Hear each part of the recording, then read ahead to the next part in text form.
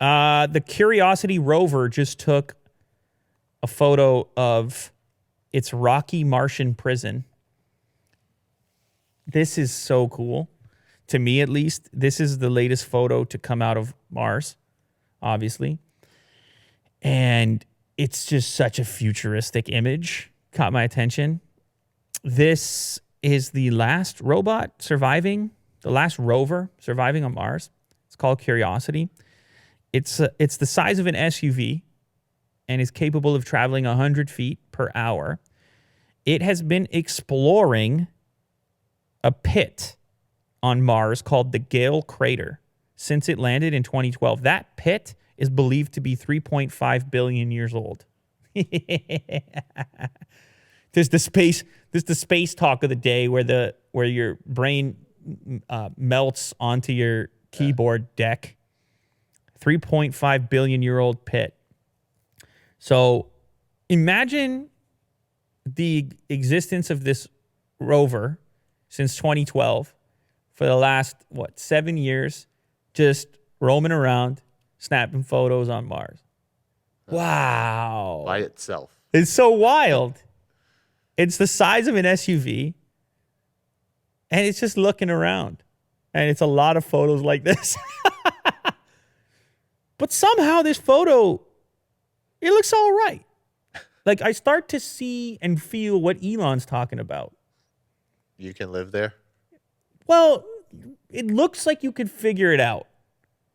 It doesn't look as bad as you might imagine. I mean, it's obviously very empty. Mm-hmm. There's not a lot of vegetation. You can put a couple domes in there. You got to put the domes. Yeah. Yeah, the biodomes. Couple houses. You'll be all right. Yeah, so it's climbing this mountain over here. And that mountain is called Mount Sharp. This photo was taken November 1st. I mean, you take the photo, you're sending the photo back from Mars. It's cool. It's a cool thing. Well, other planets, don't you think? I used to be into space as a kid. You look at the solar system. What a concept. It's crazy as an adult how you can just kind of, you almost shrink. Almost shrink. Your scope shrinks. You look up, but you don't even look up there because it's just day-to-day stuff. Yeah. But Mars is there. There's Mars. That's Mars. Mm-hmm. All of a sudden, put some stuff in perspective. The rover hasn't stumbled upon any native Martians yet, but it found plenty of evidence of past water and traces of elements like hydrogen, oxygen, phosphorus, and carbon, all considered building blocks of life. I mean, Elon would be happy. Elon's very happy. He's very happy. He's very interested in Mars. Anyhow, that's via livescience.com. You can go check it out if you want a little more information on how this all took place, but I thought it was pretty Does this make you feel better? Yes.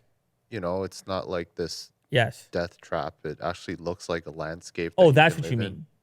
Yes, that too. That too. I can see falling in love with Mars.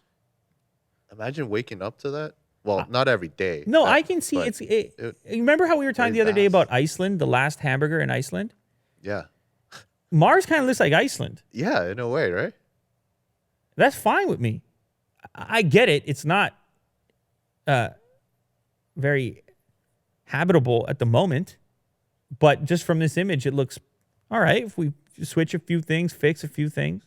Uh-huh. I think I just take comfort in the planets in general, space, the scale of it. It alleviates some pressure for me. Like, it just feels, oh yeah, there's this whole wild thing out there, which we know something about, but not everything about.